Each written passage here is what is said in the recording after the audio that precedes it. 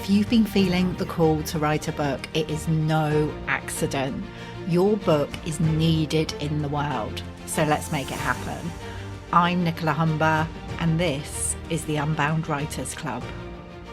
Hello and welcome to the Unbound Writers Club. Today I am joined by Rebecca Hogan, our newest author at the Unbound Press. Her book, Me to We, How to Discover Yourself and Truly Thrive in Motherhood, is out now. So I have worked closely with Rebecca over the past year. It's been such a delight. I've learned a lot, even though I'm not a mother myself. Well, not a mother of babies, a mother of books. Rebecca's approach has, I just know it's going to make a difference to so many women. Me to We is a guide for every mum at any age or stage who feels the need to rediscover herself, reclaim her confidence, and feel whole again. And Rebecca, as the author, has gone on such a journey as well with her book, like from that first spark of an idea of like, oh, I feel called to do this, to now it being out in the world. So I'm really looking forward to you hearing what she has to share. Let's dive in. So, Rebecca, welcome to the Unbound Writers Club. Thanks for having me along today. It's lovely to see you again and have a good chat. Well, I am delighted. As we're recording this, it is the actual publication date of your book, Me to We, which I don't know if that's ever happened before. So it feels really special that we're getting to record this on this date. Perfect. It does really feel perfect to chat to you because obviously it started like a year ago. And this is how it started with talking to you really about where I'd got to with it. So yeah, it's really lovely to do this today. It feels perfect. And we'll talk a bit more about like how you feel now that your book is going out into the world. But before that, I want to know what makes you an unbound writer. Is there some kind of old belief that you've freed yourself from, or is there something you feel you're doing differently? What makes you unbound? Well, I was thinking about this in my writing, and I was thinking I went to evening classes back when I got my first proper job. I call it a proper job because I had a job and then I went travelling. So I came straight out of uni, had a job, went off travelling, and then found what I was going to do next. And I went to these evening classes for creative writing, and I really wanted to write a fiction book. And I just thought, oh gosh, it felt like I wasn't enough, like it wasn't for me. Like I didn't feel like maybe I was creative enough or imaginative enough, talented enough, all these not enough thoughts that we have often with all different parts of our lives. And then when I first became a coach, I thought, oh, but I'm not a psychologist because I wanted to do psychology at degree level and I didn't get the points. And I went through clearing and I did a business degree because I really wanted to be financially independent. Like from my background, I just had this real need to tick that box. And so then I've always had this hang up of, but I didn't do the psychology. And so I thought, well, who am I to write a book about those sorts of topics that a psychologist would talk about? And then I just started, well, it was come from my vision board work really, because I do that with my clients, but I obviously started doing it for myself first. And I just kept getting the call to like explore this. Yeah. And I know you talk about this. And I just thought, wow, I was doing a talk actually about vision boards and how important having a vision is for your life and your business. And I said in that room, without having really, I think, cemented that in me before, it's so powerful to share your vision with the world. And so I'm going to share mine with you, which is I'm going to write a book. I've wanted to do it since I was in my 20s. So I'm telling you all now, so I've got to do it now, haven't I? And I had a bit of a joke about it, but I was really serious. And I think that was the turning point because it took some months, but not that many months. It was, probably 6 months later by the time I was actually writing. And I just played with it. I just sort of had fun with it and just experimented. And it became a lot of a bigger topic than I thought it was going to be. I thought I was going to write the book about the vision and the importance of vision and how I've used vision in my life. And then I was like, no, do you know what I feel I really need to do for me and for all the mums out there is consolidate everything I've learned. And I remember talking to you in the early days of you don't have to put everything in this book, you don't want that to be a pressure that you're trying to put everything in and it's never finished, and all of that stuff. But I do feel so delighted with Me to We because she is a consolidation for me, and she is everything I feel I need and want. I want, and I think mums need to read about. Yeah. Definitely, definitely. Like when I first connected with you, you were the first ever person that talked to me about this idea of matrescence. Is that how you pronounce it?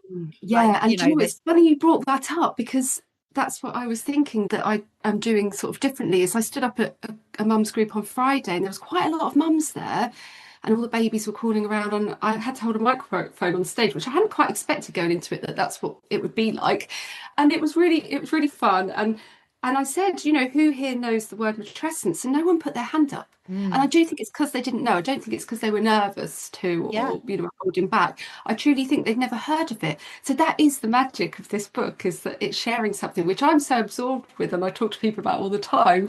But yes, it's not as well known as I kind of feel like it is. Not at all. Not, I mean, I'm not a mum, so maybe I wouldn't have been exposed to it, but I've been in this world. I've Oh, worked with a lot of other with mums women.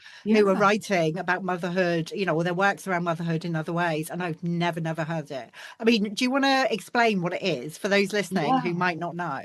Yeah, so put really simply, it's becoming a mum. So, you know, Mm, all this bounce back culture and these expectations that we're meant to, you know, just be a mum, that you just add it to your list of things to do, that you give birth to this baby and then you're a mum and you just get on with it. And yeah, mm, just crack on. Like, what are you making a fuss about? Just get on with it. And it's like, no, this is a huge rite of passage. This is like the biggest transformation. Obviously, adolescence, it's called matrescence and it's like adolescence. There's a mm, reason why the words sound the same, similar. And it is about this whole, all the domains of your life, all the parts of your life are shifting, well, massively shifted, and you've got to find your way in the world again. So, you know, your relationships, your relationship with your own body and how your body's changed, your emotions suddenly become heightened. Everything is just, it feels very dramatic. And, you know, women are often feeling, you know, worried about being a lot and being mm. feeling dramatic, but it is dramatic. It's meant to be for a reason. It's meant to shift you and change you. And it's an awakening. That's what I like to say. It's a becoming, it's an awakening, it's a chance to really take stock. You know how often we come to this kind of work when we're writers because something big has happened to us? Mm, yeah. And I didn't know enough about matrescence. I didn't know about matrescence when I became a mum. My daughter was 4 when I first heard the word, which I talk about in the book. What a massive like dropping of shoulders and a like, that's it. I knew it wasn't just me. But I had a big operation when she was 2. And that was such a pivotal time in my life where I gave myself permission to sort of take stock. And I Mm, think more women need to know about matrescence. So it's not something like a breakdown in terms of I can't function anymore because my body's feeling like it needs help, or you know, emotionally or mentally we need help. But you know, it's permission to pause and rethink everything. totally. As you're speaking, actually, Rebecca, it's so interesting because it makes me think like the reframing that's been happening around perimenopause and menopause, like it's this initiation, it Mm. is a becoming. And that's so helpful because like when we're any of these big life shifts, when we recognize it for what it is, rather than, we might be feeling a bit uncertain or a bit lost and making that mean that we're getting it wrong in some way. Yeah, yeah. It's Like like, we're no, past it. yeah, Yeah, it's not that we're past it in perimenopause or menopause like we're led to believe. It's yeah, actually powerful if we claim it, isn't it, and own it. And exactly, yeah, exactly. And it feels like what you're talking about here with matrescence is a very similar thing. So, how did you actually get started with writing the book? Like you said, you had like some stuff around what it means to be a writer and like who am I to yeah. do this, which I know so many of the women listening will resonate with. I definitely like have done. With the actual writing process, how did you begin? What was that like for you? Yeah, it was different that time. Like I say, it was sort of snuck into different bits of time for me. So I massively craved that sort of headspace and quiet time for me especially when I became a mum. I think I've always needed it, but when you become a mum and it's really hard to get it, it's like, oh yeah, I really need that. Mm, So I think it was about May time that I started writing, the year before that we were started working together. And I just used to like wake up naturally at like 5 in the morning when the spring energy was, back and the light was back. And I just naturally start waking up and my brain is, that liminal space in the morning where if you can Mm. just really soak up that time and use it for yourself and think about how you feel about things. So I used to sort of just start writing notes about things that I wanted to tell mums or tell people what was going on in my head. It was, yeah, I suppose it was a bit like journaling, but not exactly how I would had journaled for myself in the past. And I suppose I was looking quite early on for the structure and the purpose. Hmm. Like I do know that I need a big purpose behind doing things. So I'm one to say that why do we have to do things because it's a job? A lot of people think if they want to be creative or crafty or, any of these like lovely things to do in life, that there has to be an end in mind, like you're going to sell it or Mm. it's going to become a business. So I don't like to constrain things like that, but I do need a purpose behind it. So it wasn't really about it being, a book to sell. It was more about a message to give out to the world. So I suppose I didn't really know whether it would be like a guide on my website or a blog or what it would be. But I did have the bigger purpose of wanting to write the book. It took me time to work out, yeah, what the book would be about. Mm. So I suppose soon after I started just naturally writing, it was like, okay, how can I make this then into a book? But I tried not to constrain it by Yeah, that. yeah. It can feel like a pressure, can't it, if you Yeah, get too fixated on that. I mean, were there any particular fears or doubts that came up for you during the writing process? yeah, and I think that's why it's so magical working with you because by the January, when we started working together a year ago, I had about 20,000 words written and Hmm. I had a title and I had the chapter titles and I had some proper writing done under 4 or 5, I think it was 5 of the chapters. They weren't finished, but there was a good amount of work done. But I just knew I needed a partner in crime, I call it, like a bestie to like share the journey with. And I'm like that. And a lot of things I do, I don't, I love my alone time, but when I'm doing a proper like project, I like to Mm. have someone to talk to about it. And I think as I get older, it's more like having one person rather than maybe, I love communities, don't get me wrong, absolutely love communities. When it comes to absolutely getting something done, I think you need just Yeah. one person like that bouncing between just one other person and you. So that was really special because I could say to you, oh, yeah, no, not. Yeah, all the feels that came up. So I had who am I to write this? Am I being too much or is it not enough? Is this not enough? Mm. Like, who cares? So Yeah. it was like those conflicting thoughts that you have becoming a mum. It's like, you want to give them everything, but you want to be yourself too. It's like that shifting. It's the same with the writing, I think, is yeah, too much or not enough. Yeah. So Yeah. things Again, that come to mind. you're definitely not alone in that. And I think what you mentioned earlier as well, the piece around like having that because you'd learned about matrescence and it being so powerful for you, you imagined like everyone must know about this. And that can Yeah, come up for people. And it's like, no. And even if they do, it's like offering your perspective on it. And I mean, I just feel like your book is so genius, but Rebecca. that's oh well, thank you. But that's what I feel like you gave me permission to do, which I possibly would never have got to otherwise. I don't think I would have got to it otherwise. Is that you brought my story out and you kind of Mm, gave me permission, encouraged me, and said, no, this is where the gold is really, is that you need to tell it your story interwoven with all of the other stuff that you want to share.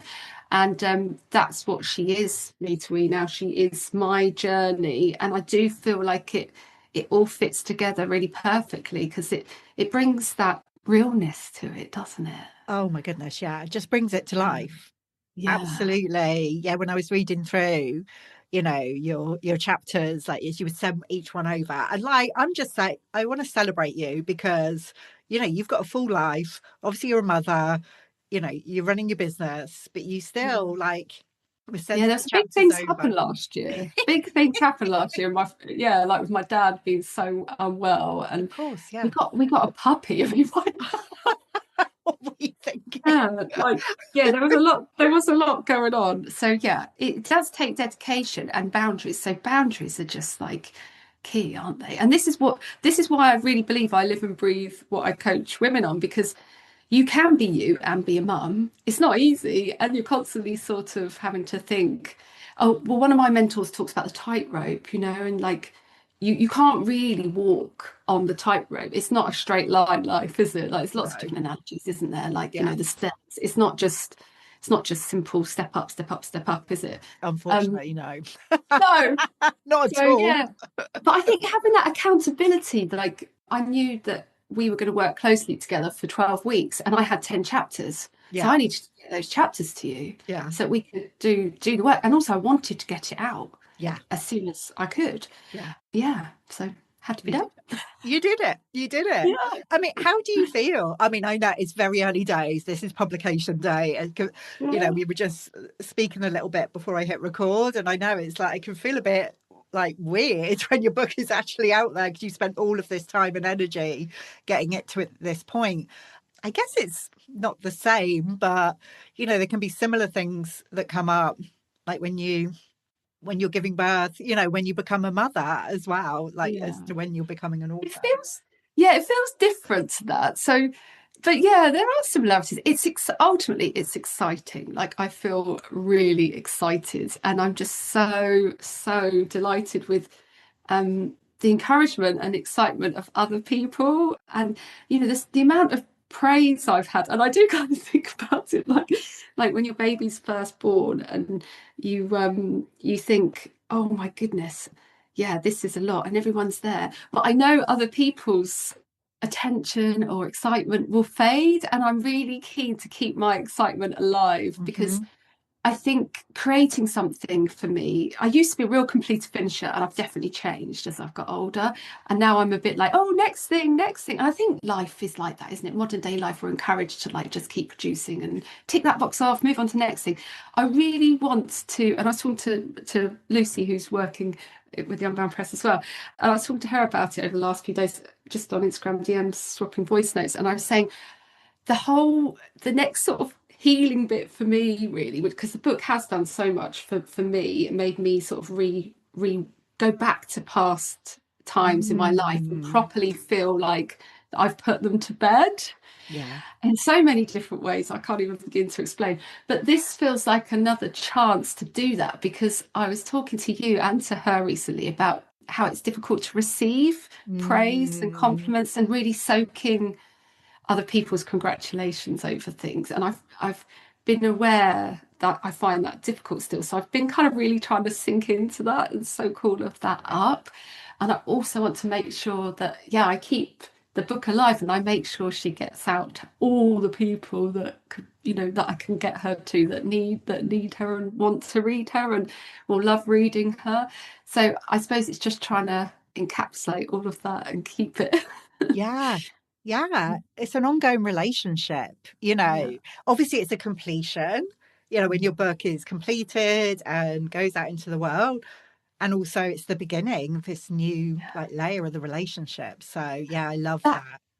Oh, thank you. That's brought up another thing for me, is that people are already saying, so are you going to write another one? I It's a bit know. like when you have a baby, and people go, are you going to have another baby? Well, I couldn't. So luckily people don't ask me that all the time, or haven't done. But yeah, I'm like, no, this is my baby at the minute. I, I need to get her out there now. Exactly. Exactly. You get to put your time and energy into But I meeting have me. got other ideas, I and know it you is have. dangerous. I feel like there definitely will be more, but there's no Yeah. rush. You don't need to start Yeah. writing today, Rebecca. What piece of advice, if you had to give one piece of advice to someone who was just starting out, maybe in a similar position to you, like, they're imagining they have to write it in a particular way or have particular kind of expertise or qualifications to write a book, what one piece of advice would you give to someone?